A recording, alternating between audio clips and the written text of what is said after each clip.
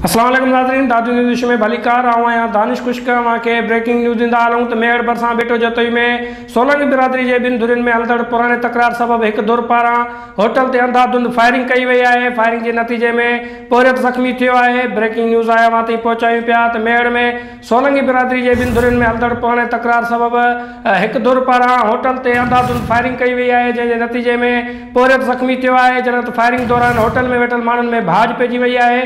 Breaking news आया वहां ताईं पहुचायूं पिया त दादू भरिसां बेटो जतोई में फायरिंग दौरान हिकु ॼणो ज़ख़्मी थियो आहे। इन हवाले सां असां लाइन ते मौजूदु आहे असांजे बेटे जो रिपोर्टर आजिज़ सिंधी, उन खां मालूम कंदासीं त उन वटि कहिड़ा तफ़सील आहिनि। जी भाउ आजिज़, आगाह कजो, छा तफ़सील आहिनि इन ख़बर बाबति तव्हां वटि?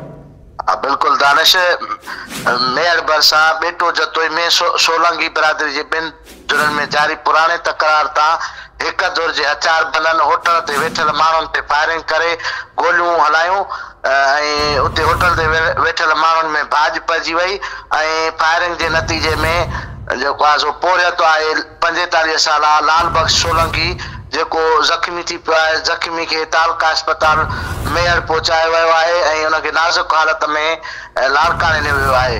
ऐं ज़ुबैर हिन जे भाइटे ॿुधायो, ज़ुबैर सोलंकी ॿुधायो त असांजे पंहिंजे ॻोठ बंबोर में सोलंगी बिरादरी जी हिकु मामूली ॻाल्हि तां तकरार हो। अॼु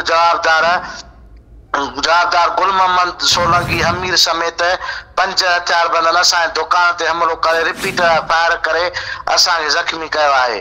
ऐं ॿिया इतला इहे आहिनि त हिननि जे ॻोठ बंबोर में पिणु फायरिंग जो सिलसिलो शुरू थियो। आख़िरी इतलाहनि ताईं पुलिस पहुची न सघी आहे।